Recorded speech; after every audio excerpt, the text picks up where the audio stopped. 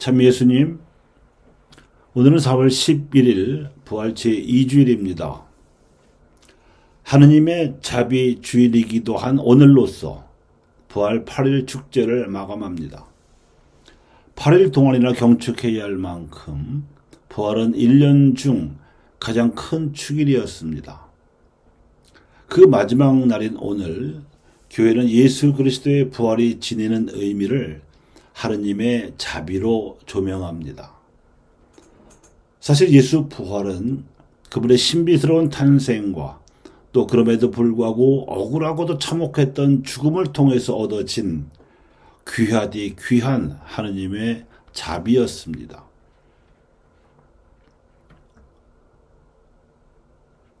예수님께서 3번에 걸쳐 자신들 앞에 나타나시고 나서야 그분이 확실히 살아나셨음을 믿게 된 제자들은 공생활 동안 예수님께서 가르치셨고 당부하신 양성 취지대로 사도로 거듭났습니다.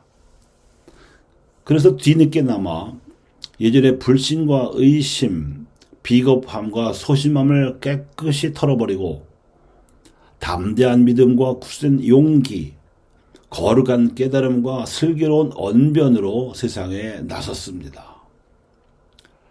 사도행전의 저자요 바오로의 제자인 루카는 예수님께서 직접 양성하신 직제자들이 이토록 놀라운 변화를 보인 모습을 두고 이런 표현으로 증언해 주었습니다.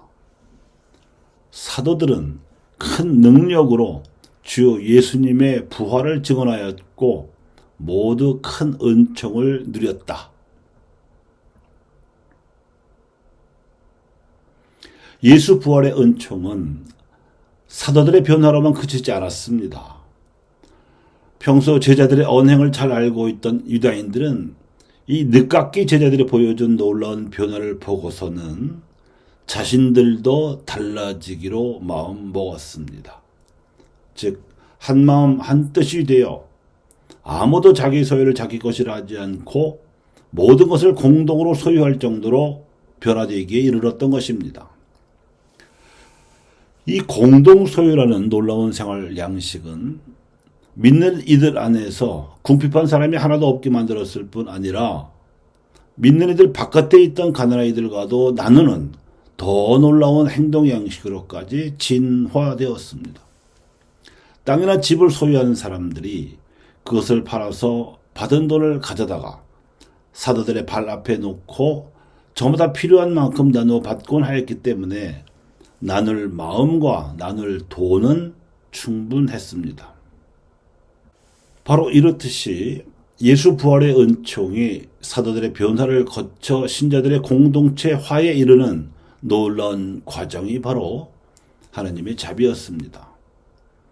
그런데 이를 모방하려던 시도가 교회 역사상 여러 번 있었습니다. 광적일 만큼 열심히 했던 어떤 그리스도인들은 가난한 이들과 나누지는 않는 자신들만의 폐쇄적 재산 공유 집단으로 변질되는 바람에 반사회적인 이단의 무리가 되기도 했고, 병적으로 이 모습을 흉내내고자 했던 자들은 말 그대로 공유주의자가 되어 부자들의 재산을 몰수하고자 유혈 혁명을 일으키기도 했습니다. 하지만 초대교회 신자들의 공동체 생활에 관한 또 다른 보도를 보면 이렇습니다. 신자들은 모두 함께 지내며 모든 것을 공동으로 소유하였다. 그리고 재산과 재물을 팔아 모든 사람에게 저마다 필요한 만큼 나누어 주곤 하였다. 이 신자들은 성령을 받은 사도들의 가르침을 받고 친교를 이루며 빵을 떼어 나누고 기도하는 일에 전념할 정도로 성숙한 사람들이었습니다. 자발성과 개방적 나눔으로 건실한 공동체를 형성할 수 있도록 가능하게 해준 힘은 성령께서 내려오셨고, 함께 이 성령을 받은 사도들이 집전해주는 성사를 배령함으로써 영적 기운을 충만히 받았으며, 그리고 자신들도 성숙한 지향으로 바친 기도였던 것입니다. 이렇듯 성령과 성사 그리고 기도로 공동체를 이룩한 초대교회 신자들의 모범과 이에 대한 역사적 시행착오들을 거쳐 예수님의 부활이 가져다주는 하나님의 자비를 현대에 일깨워준 인물이 있었습니다. 하느님 자비의 사도로 불린 폴란드의 파우스티나 수녀와 이를 알아보고 시복시성한 요한 바오로 2세 교황님이십니다. 초대교회 이후 2000년이 흐르면서 예수 부활에 대한 신앙이 갈수록 약화되어 가던 중에 파우스티나 수녀는 환시를 통해서 예수님의 발현을 체험했고 그분의 강생과 순환 그리고 부활에 담긴 하느님 자비의 뜻을 믿고 그분을 본받고자 노력하는 삶이야말로 죄를 용서받을 수 있는 조건임을 세상에 알리라는 분부를 받았습니다. 이러한 내용을 적은 일기 나의 영혼 안에서 하느님의 자비가 그 수녀의 사후에 교회 안에 알려지면서 자비 신심이 퍼지기 시작했고 요한 바오로 2세가 시복시성함으로써 그 신심을 공식화시켰습니다. 토마스 사도는 창과 못에 찔린 상처 자국을 자신의 눈으로 확인하고서야 예수님께서 부활하셨음을 믿었지만 요한 사도는 그분의 부활을 확인할 수 있는 또 다른 방식을 이렇게 증언하였습니다. 하느님은 사랑이십니다. 사랑 안에 머무르는 사람은 하느님 안에 머무르고 하느님께서도 그 사람 안에 머무르십니다.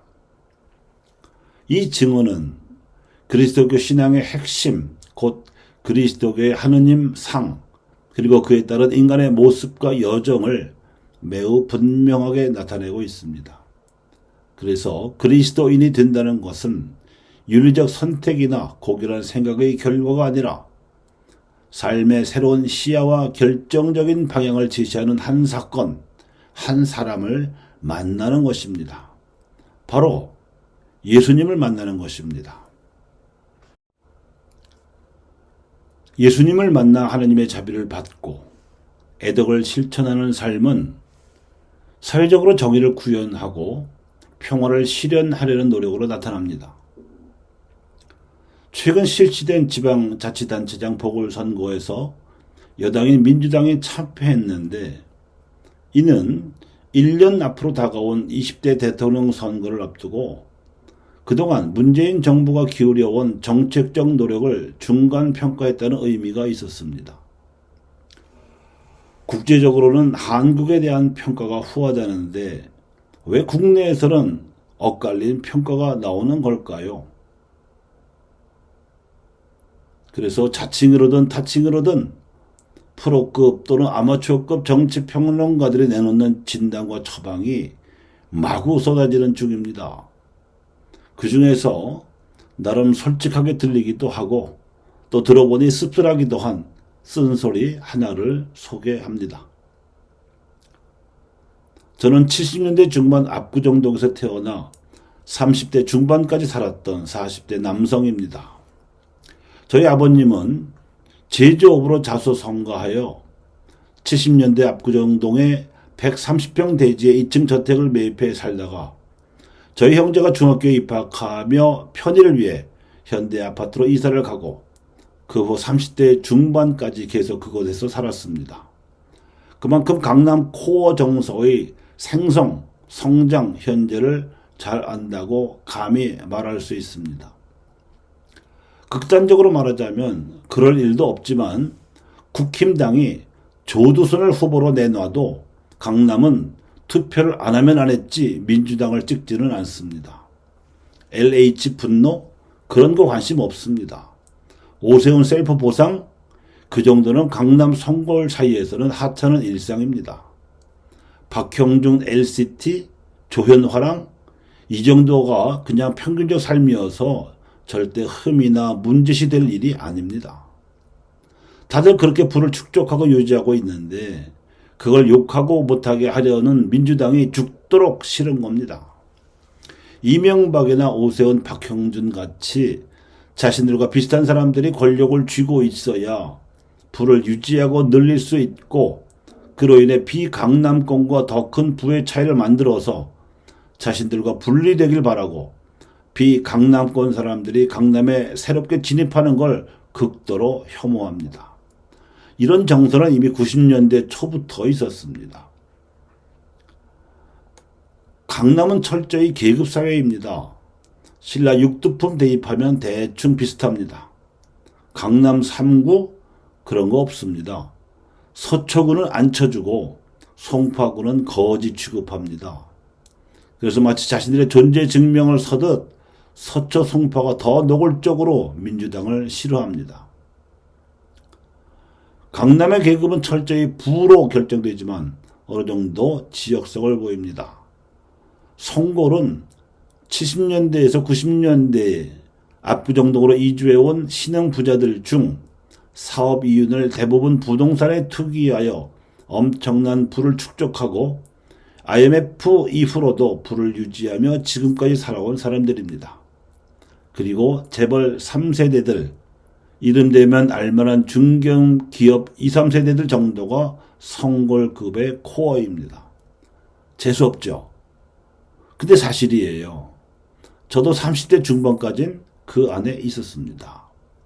이 시기에 압구정동에서 살아온 사람들만 공유하는 문화와 의식이 있습니다. 그것을 바탕으로 철저한 계급과 차별이 생겨납니다. 강남에 산다고 다 같은 게 아닌 거죠.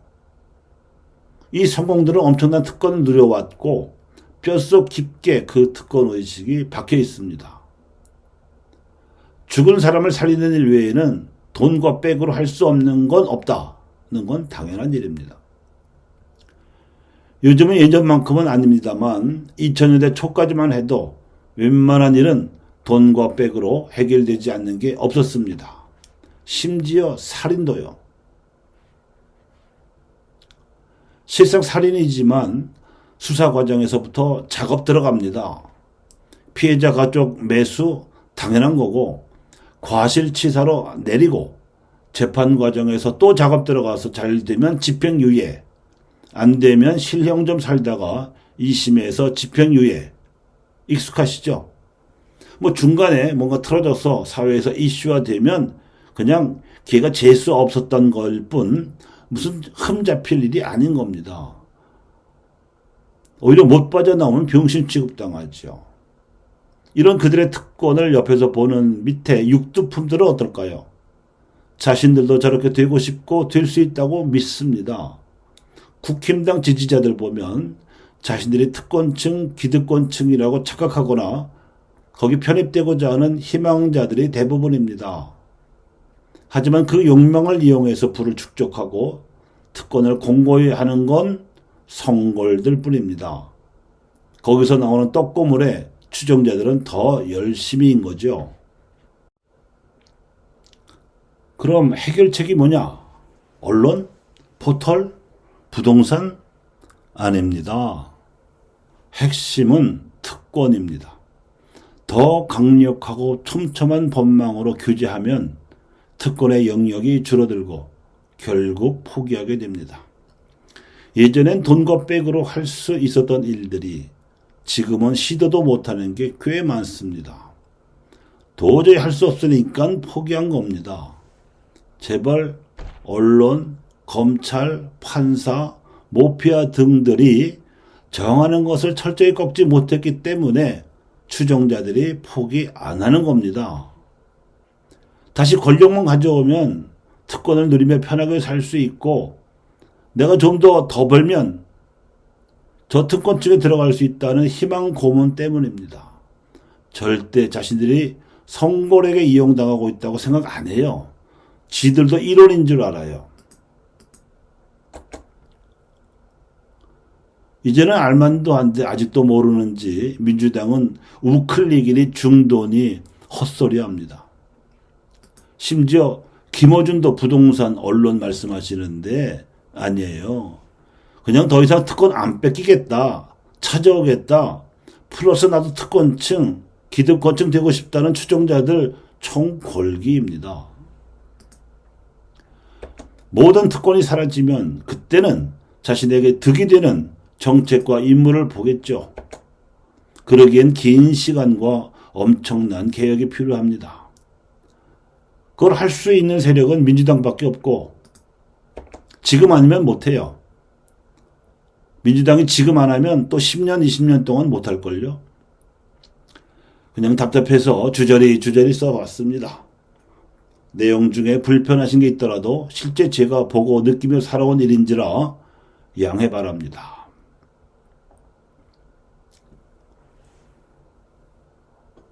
교우 여러분, 어떠십니까? 씁쓸하신가요? 저는 이 글을 소개하면서 소돔과 고모라에 관한 이야기가 생각났습니다. 그 죄악의 소굴에 의인 10사람만 있어도 벌하지 않으시겠다고 아브라함에게 약속하시던 하느님의 자비가 떠올랐습니다. 또 그 먼 옛날에 잘 나가던 고조선, 고구려가 왜 망했는지, 그리고 그 고구려를 계승하겠다던 고려는 또 왜 조선에 망했는지, 더군다나 조선은 왜 일본에게 망했는지가 이해되었습니다. 그리고 우리 대한민국은 어떻게 하나님의 자비를 얻어 누려야 하는지 고민하고 있습니다. 감사합니다.